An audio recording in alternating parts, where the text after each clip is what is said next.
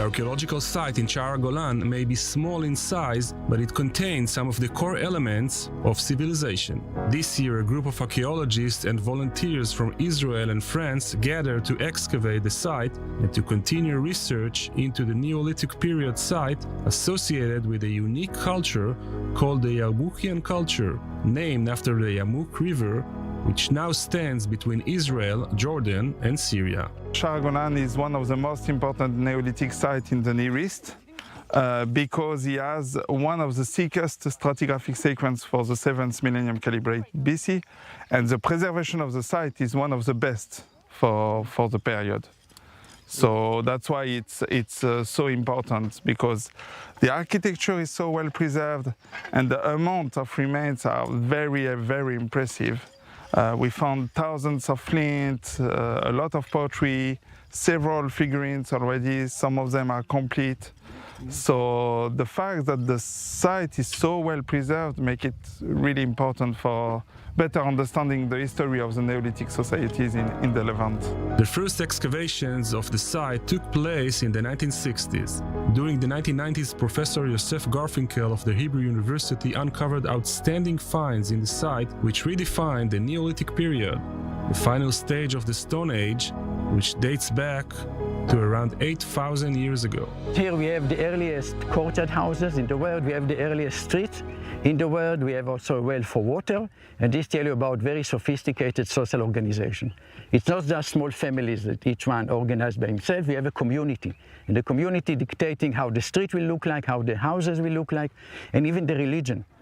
We discovered here in Shaar Hagolan, but also in other Yarmoukhian sites, in Lebanon, Jordan, and Israel, figurines. Mother goddess figurines made from clay, and they're all the same. Even if they're Jordan, Lebanon, or Israel, it's the same type of figurine with elongated head, diagonal eyes, fat ladies, one hand under the breast, another hand under the pelvis. Why? You have the same figurine in such a huge territory of hundreds of kilometers from each other. And I think that this is what we call canonization. Canonization, it means that you have a concept about God and everybody in the community has the same concept and make the figurine exactly the same. This was never found before.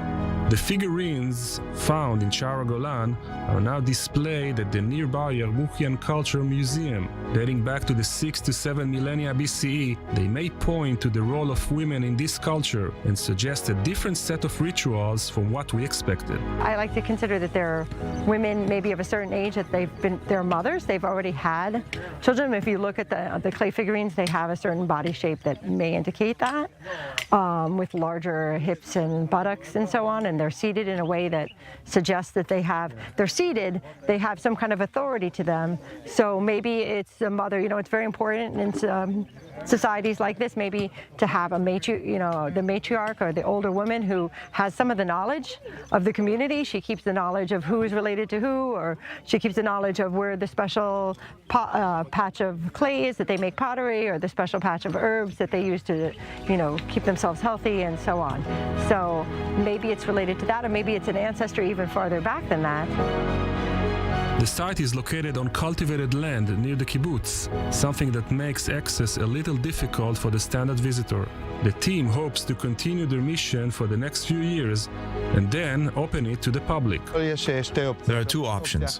One is to cover the excavations and protect the findings, and another option is to keep it open and preserve the site. The Israeli Antiquity Authority and Kibbutz Shaar Hagolan are both interested in making this site accessible to the public.